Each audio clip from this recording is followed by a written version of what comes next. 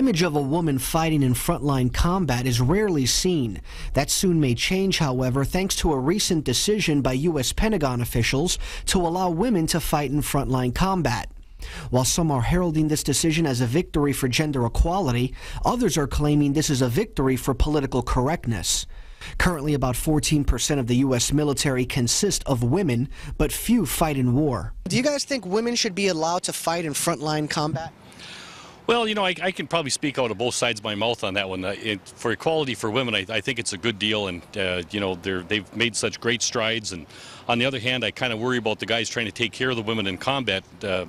So it's a tough decision, but I think it's the right one. How about you? One-word answer: absolutely. Why? Equality. Women are the same as men. Yeah, they bear babies, but I consider them my equal. And they should be doing the same things I'm doing and the same opportunities that I have. I think women should be allowed to do whatever they feel deep in their souls is their journey, is their consciousness, whatever it tells them they can do. I think if they're physically fit and they pass the same rigorous tests that the male combat soldiers do, and if they apply for it and they're not forced to, I think that would be okay. I wouldn't want them to personally, but it's their choice. Well, you say you wouldn't want them to personally. Why? I think women getting all shot up and maimed and dismembered has a different connotation to it than when men do. Men are warriors forever, and back to the beginning of history, men have always fought and died. And I know women do fight sometimes by flying helicopters and combat jets and so forth, but out in the trenches, I don't know. I think that's more of a man's thing. I'm going to go with no. First of all, I have 3 daughters, and I know I wouldn't want my daughters to be fighting in frontline combat. And my fear would be that they would be not as strong, not as fast. They'd certainly be smart. I'm not worried about smart. I'm not worried about having intelligence or understanding the situation. I'm just worried about physical, just plain old straight physical strength in a combat situation. So that would be my concern.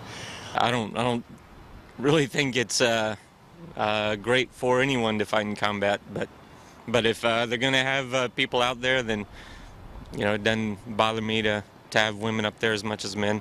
Various European countries, as well as Australia, Canada, and Israel, allow females to fight in frontline combat.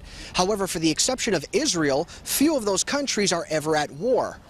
In the case of Israel, only about 3% of frontline soldiers are women. An Israeli military study that came out in the early 2000s showed that female soldiers tested extremely well in weaponry proficiency. However, they lagged behind significantly male soldiers in many other physical tests. As a result, they endangered many missions.